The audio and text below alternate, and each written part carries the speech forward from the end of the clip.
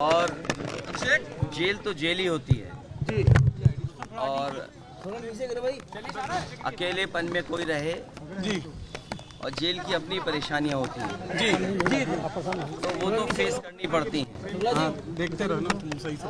और हमें उम्मीद है जी कि उन्हें न्याय मिलेगा, उनके परिवार को न्याय मिलेगा। सबका काम हो जाएगा। आदरणीय मोहम्मद आजम खान साहब,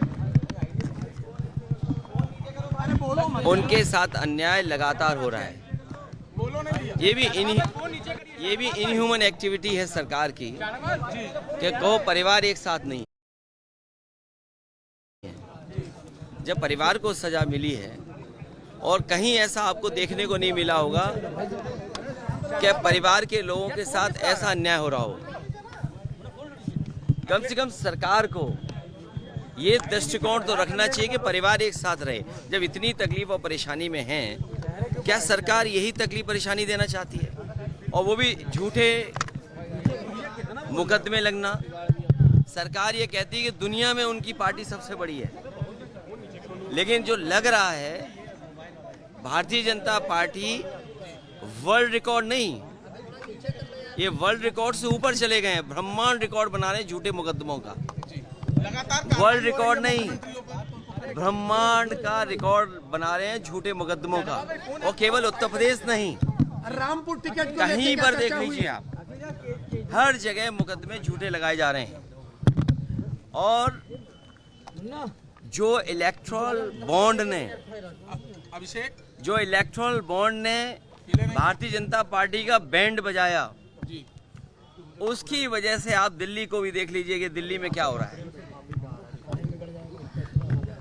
क्या देश ये स्वीकार करेगा झूठे मुकदमे लगा के लोगों को जेल भेज दें? और अन्याय की कोई उम्र नहीं होती है। जुल्म की करने वाला कितना भी जुल्म करेगा, अंत में सच्चाई की जीत होगी। सच्चाई की जीत होगी। देखिए, रामपुर की टिकट को लेकर के और टिकट लेकर के भी चर्चा हुई है। देखिए, ये पीडीए ही जीतेगा, पीडीए ही एनडीए को हराएगा।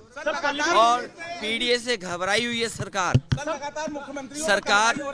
तो ये कोई नया तरीका नहीं है।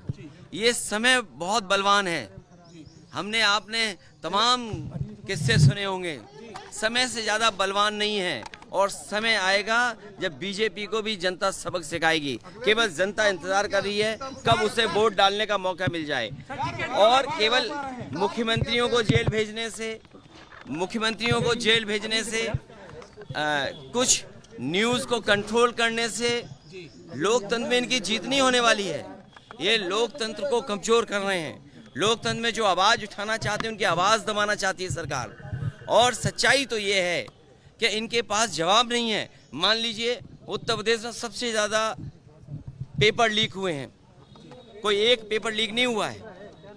जितनी भी परीक्षाएं हुई हैं सबके पेपर लीक हुए हैं। और पेपर लीक होने से जिन बच्चे नौजवानों का भविष्य अंधकार में गया है, मैंने कई बार बोला हूं, मैं फिर बोलता हूं, 60 लाख बच्चे जिनका भविष्य इस भारतीय जनता पार्टी ने उत्तर प्रदेश में छीना है।